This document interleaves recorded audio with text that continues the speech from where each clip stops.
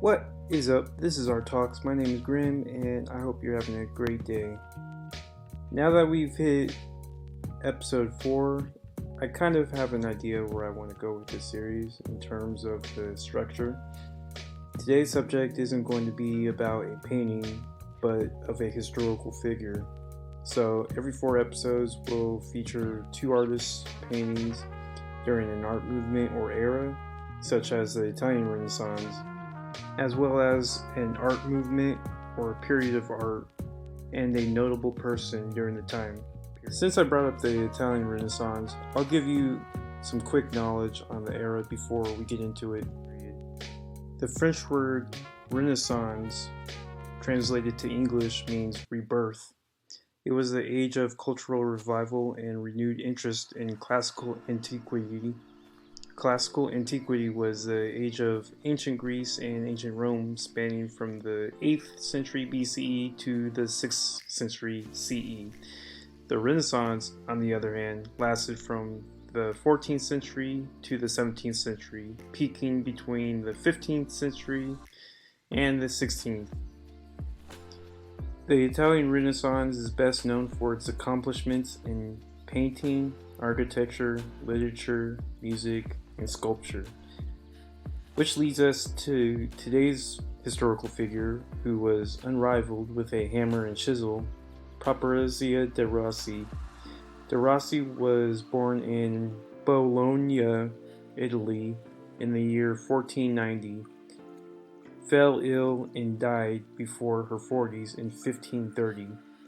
Paparazia De Rossi was a well-known sculptor of her time who studied under a master engraver named Marc Antonio Raimondi.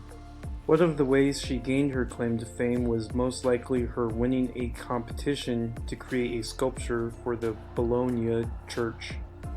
The strength and stamina required to take up sculpting made it more masculine, according to most of the time, making her one of only 40 some odd female artists, the majority of which being painters. De Rossi's story alone is very inspiring. Considering she was not born into artistry like her female peers, the pursuit of sculpting only made it harder for her, not to mention working in marble. But she overcame and attended the University of Bologna. She then used the skills she acquired to beat her male contemporaries out of church commissions. One of De Rossi's most famous works, titled Relief of Joseph and Potiphar's Wife, created in 1526 and made in marble, depicts the Old Testament story of Joseph running away from Potiphar's wife, who was trying to seduce him. Stylistically, this piece has 3 characteristics of high Renaissance art. The first being naturalistic, meaning it's representing the things closer to the way we see them. Second, the display of nudity. And third is the proportions of the body. As great of an art piece this is, it was still criticized because of who made it. A historian who was first to document the word Renaissance wrote, De Rossi's depiction of the Egyptian officer's wife was a self-portrait.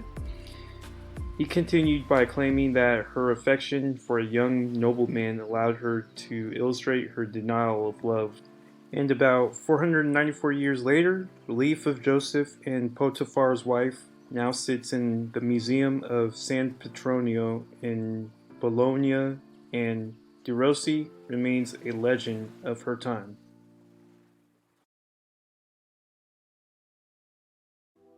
Well, that's going to be it for me. Properzia De Rossi was a nice artist to cover.